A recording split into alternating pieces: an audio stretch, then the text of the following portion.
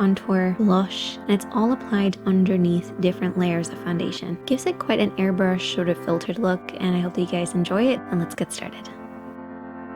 So the first thing that we're going to do is start off with a little bit of skincare. Bear in mind this is going to look like it's sponsored by Pixie. It's not. I just love their products at the moment. So this is the Rose Tonic, and oh, I love this so much.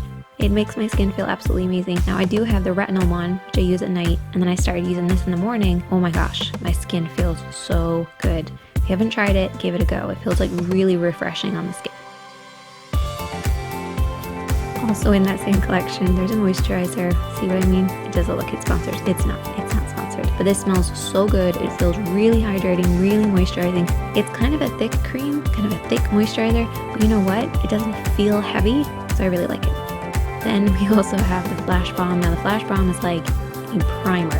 What you don't want to do is rub this into the skin. You have to sort of like press it in, if that makes sense. And this kind of creates a great base for your makeup. Or if you want to just not wear any makeup, it also works great too. And then as my final step, I will be using the Illuminating Primer by Flormar because I use it in like every video. It's my favorite. It controls oils, but also gives an illuminating glow. Right, all that's out of the way, let's move on to the makeup. So we're actually going to start off with two different shades of concealer. So a light and a dark. And you want to go quite dark as well. That's a very important bit. And we're also going to be using a sponge. So we're going to start off first of all by just applying the lighter shade of concealer to really the areas where we want to brighten up the skin. We're not looking for like a full layer of concealer. We're just looking for pinpointing certain areas of the skin. And once you've done that, you can then go in with your sponge and like pat it in and really press it in there. But then what we're going to do is we're going to take a little bit more after we apply the first layer and just really pinpoint certain areas, because I want to make sure that the skin looks like it's glowing from within, so the evenness is coming from the base. That's why we're applying this first. And often you see makeup tutorials where we're showing you guys how to apply something, and then we blend it, and then it's the next step. When in reality, you probably do need to go back in and add a little bit here and there, and that's basically what I'm doing here. Pinpointing certain areas that I want to brighten. Then we're going to take the other shade, which is the darker shade, and this is quite dark, and I actually think I could have even gone a little bit darker, to be honest. And because we're going to be applying this with foundation over the top, we just want to go a little bit darker so it really shows up. But this will create that kind of bronzy look from within. You can see that I'm actually tilting my head from side to side, and this is just so I can find the natural shadow and the shape of my face. You kind of have to make sure that you're working with your own natural contour rather than just creating lines on the face. And then I'm going to take an F41. So this is a bit unusual to be taking this type of brush for this, but it does make a massive difference. It's a very light, sort of feathery type of foundation brush. Absolutely love it. You'll see it a lot through this entire video. It's one of my favorites because it creates an airbrush soft finish. It's very delicate in a way. So it's a very delicate finish, but it really blends everything beautifully. Don't worry if it looks a little messy, because next we're going to take our foundation. So this is a lightweight medium coverage foundation.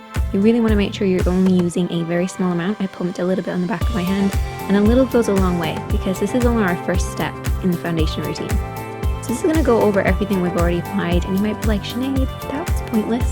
No, I promise you, it really glows from within. It's very subtle and understated. That's what this entire look is about. As you can see, I'm using the mixture of the F41 and also the sponge to apply this. With each step, I want you to take that sponge and just make sure you're really pressing the product in to give you that perfect finish. Next, we're going to take a cream blush. I'm going to use two different shades here and just mix them up because I couldn't decide which one to use. And we're using an F41 again. This is the smaller sort of travel size one. I actually didn't realize this was also an F41 until I started using it, but it feels so amazing on the skin. It's like literally like feather touch. It's perfect for applying cream blushes because it won't disturb the makeup underneath because it's so sheer and light on the skin, but it applies the product beautifully. Next, we're going to take a liquid highlighter, and we're basically applying this with that same brush again. And just apply this wherever you want to. We want to give it that really subtle hint of like glow from within. So that's what this is all about. Just make sure that you're using the right type of highlighter for your skin type. So like this one is sort of like a neutral, kind of slightly pink one. So it's going to work really nicely with that blush that we applied. We're then going to take another type of foundation. So this is a powder foundation. What this is basically going to do is it's going to seal everything in place for us that we've already applied. If you haven't tried this foundation, you need to. What are you doing with your life? I love it so much and I highly recommend it. So we're going to be using that same brush that we were using before, the F41. I did clean it. It's clean though, because I don't like to use like liquids and then powders if I can avoid it. So I did actually give this a clean, and I just started to apply that powder over the skin. And you're basically using a pressing motion. I don't want you to see any buffing here. Do not buff. We have layers underneath that we do not need to be disturbed.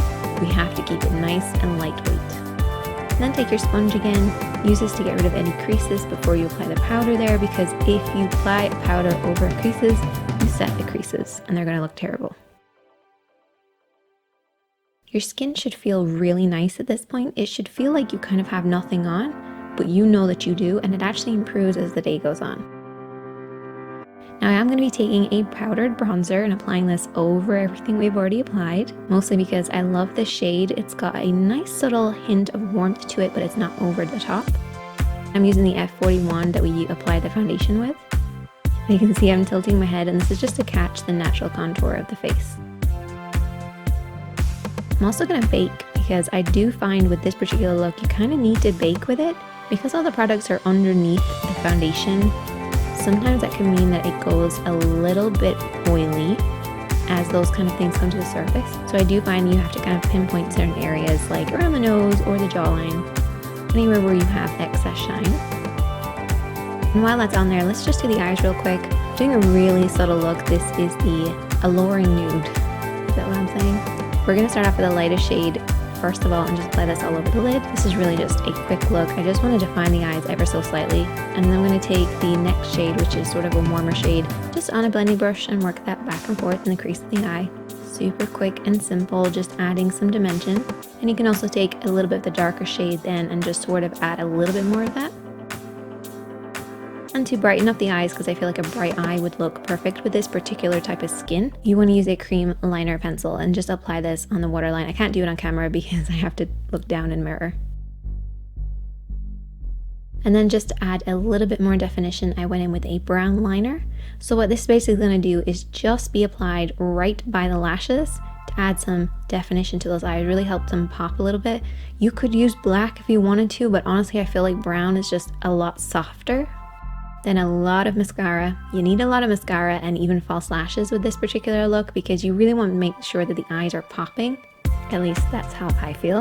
So I did apply some falsies too. And as always, I apply my falsies underneath because I'm crazy. And a little trick to make sure that your lashes look really kind of natural is to apply a very small amount of mascara on them. I know, breaks the rules. And then take a clean spoolie and very softly sort of kind of mess up your lashes, if that makes sense, just to give them more of a regal feel so they don't look like you have just lashes on, if you know what I mean. Then you want to brush off your baking powder, and then I'm going to do the brows. So lately I've been doing my brows last because I find if I do them at any other point, they just never turn out right. So I'm going to take a liner. So this liner is basically for the eyes, but I'm going to use it to create tiny little hairs right next to the ones that I already have. You do need to set this then in place with a waterproof gel. This ain't gonna stay on there. It's not designed for the brows, but it does really work for adding some definition without going overboard. And then on the lips, I went for like a velvety lip, which, hey, make sure you apply lipsticks with lip brushes, because I never used to do it, but it makes such a difference. It like totally transforms the way that you apply. And there you go. Really kind of subtle airbrush sort of filtered effect.